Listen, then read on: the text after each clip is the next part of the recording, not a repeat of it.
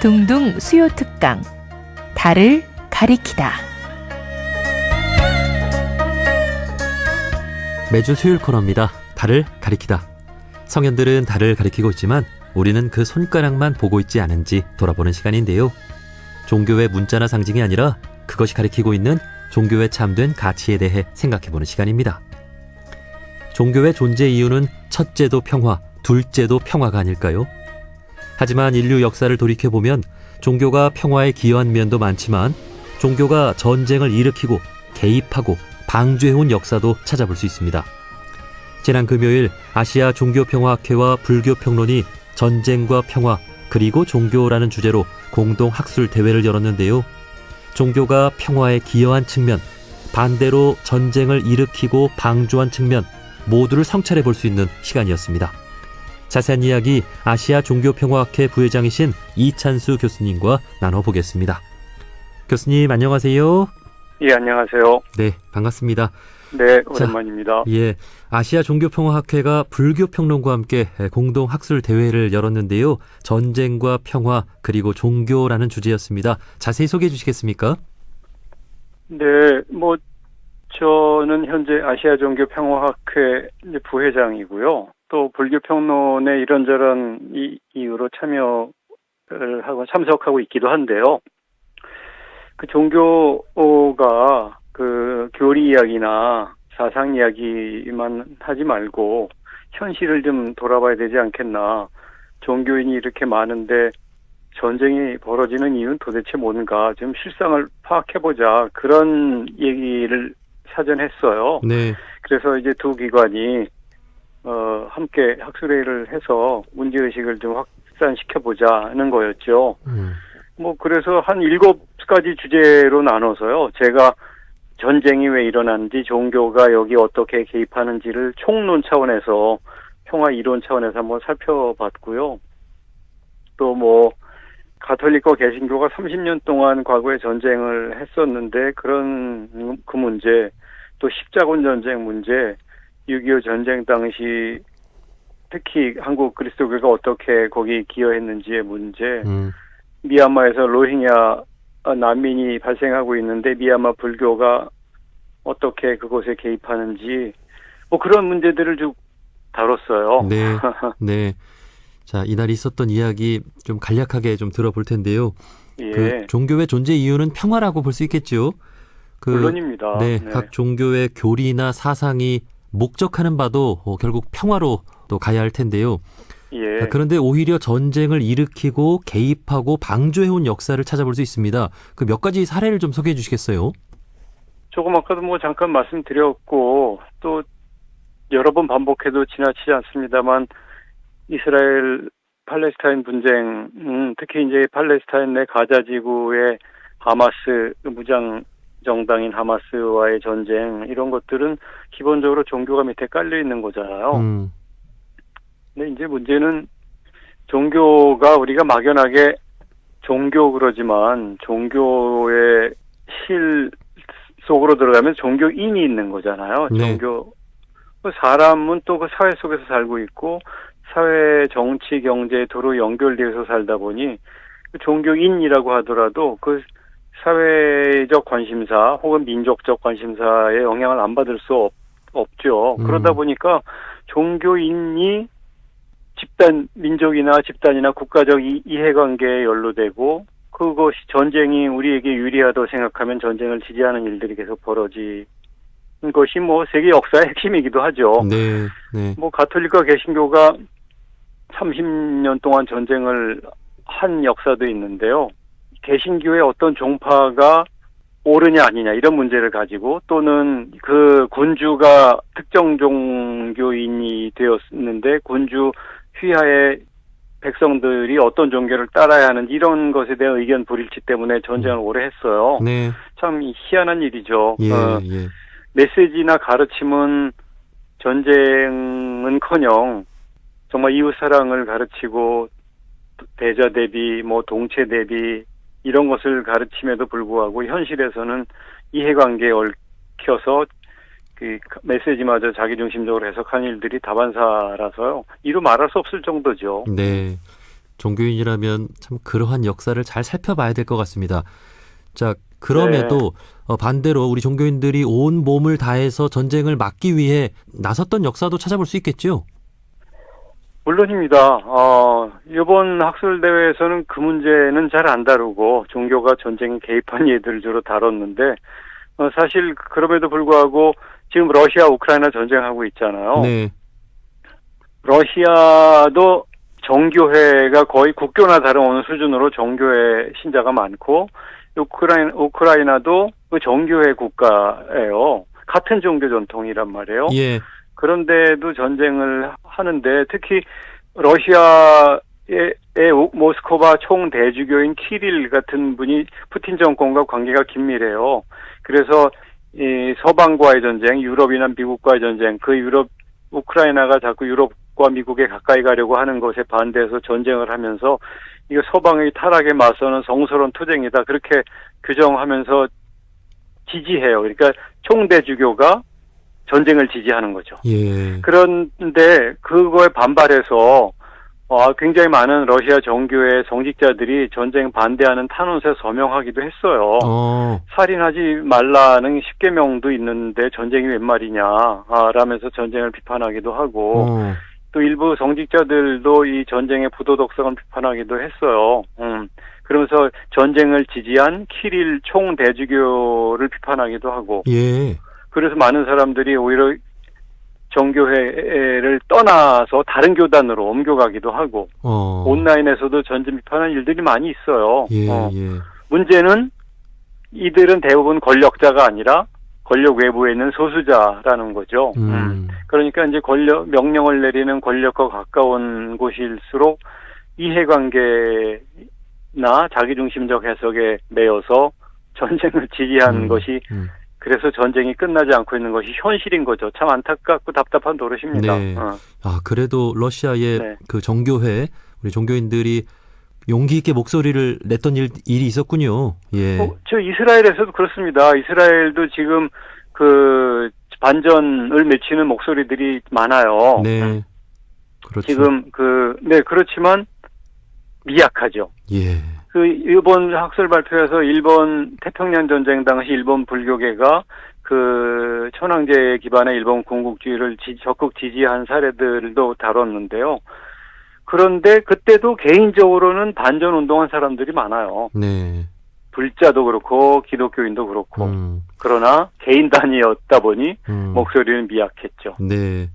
자, 오늘날 그게 현실이었던 겁니다. 예, 네. 오늘날 현실에 우리 종교인들이 평화에 얼마나 기여하고 있는지, 전쟁을 네. 막기 위해 얼마나 목소리를 내고 있는지 이렇게 또 현실적인 그 말씀들을 해주셨습니다.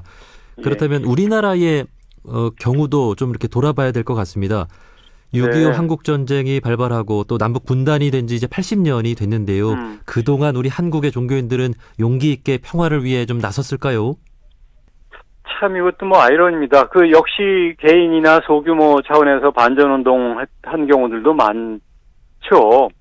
그런데 더 큰 것은 가령 6.25 전쟁이 났을 때 그 전쟁 전에, 그러니까 분단 전에 일제강점기 때나 막 그 임시로 분단되는 초기까지만 하더라도 남북의 기독교 교회는 하나였단 말이에요. 네.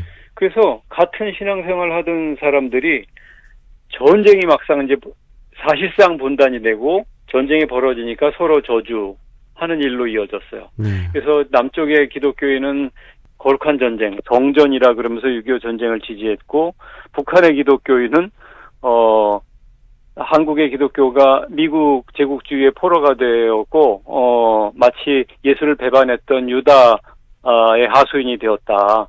이런 식으로 해서 저마다의 전쟁을 정당화하는 일이 있었거든요. 네.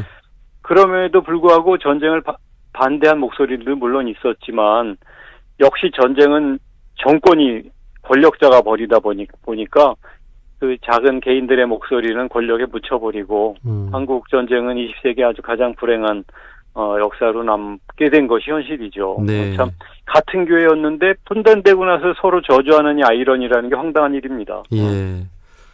그리고 오늘날 일부 종교인들은 그 북한이나 이 공산주의를 악마화하는 그런 분들이 또 여전히 있고 또 반대로 그러한 북한이더라도 이해하고 품어줘야 된다라고 하는 종교인도 있고, 예. 그렇습니다. 자, 그러니까 이러니합니다. 정말 이 종교가 아까 말씀드린 대로 순수한 종교 자체가 있는 것이 아니라 종교인이 있는 것이고, 종교인은 그 사회 속에서 살고 국가와의 관계성 속에 있다 보니까 어느 틈에 한국의 분단 현실과 전쟁의 아픔 속에서 반공주의가 그냥 신앙이 되어버렸어요. 그러다 지금 그것이 계속 이어져 오고 있잖아요. 네. 북한을 무조건 저주하고 중국이 공산당 일당 독재 국가라는 이유로 중국 전체를 싸잡아서 비난하고 그러잖아요. 그 기초에는 공산주의가 그냥 반공주의가 그냥 신앙인 거예요. 예. 그러나 진짜 신앙이라면 반공이냐 친공이냐를 넘어서서 이것이 정말 사람을 살리는 일이냐, 그래서 타인을 얼마나 존중할 수 있느냐를 기준으로 봐야 된다는 거죠. 그게 뭐 중요한 일이 아니겠어요? 네, 예. 자, 그리고 앞서 그 러시아와 우크라이나의 전쟁도 이제 3년이 넘어가는데 어느 정도 정교회에 종교인들이 목소리를 냈지만 큰 역할은 하지 못했다라고 하는 그 현실 진단도 해주셨고, 그리고 최근 국제사회에 관심이 커지고 있는 곳이 이스라엘의 가자지구입니다. 그 이스라엘의 가자지구 공습이 계속되면서 팔레스타인 강제 이주가 추진되고 있는데요. 그 이스라엘도 오랜 역사에 걸쳐서 하나님을 믿어온 그 종교 국가잖아요. 이스라엘이 추구하는 것은 평화가 아닌 걸까요? 그러니까 지금 현재 네타냐후 정권이 벌이고 있는 행동은 평화가 아니죠. 그 평화는 정의하면 폭력 줄이기거든요. 네. 제가 줄일 감자 써서 감폭력, 평화는 감폭력의 과정이다라는 말을 이제 자꾸 하고 있는데요.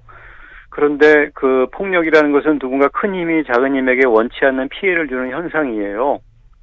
근데 지금 이스라엘이라는 큰 힘이 팔레스타인, 특히 이라는 작은 힘에게 원치 않는 피해를 주고 있잖아요. 네. 폭력을 키우고 있죠. 그러니까 평화가 아니죠. 사실 같은 하나님을 믿어온 국가 아닙니까? 이렇게 말씀하셨는데 제가 보건대 같은 하나님이 아닌 것 같아요.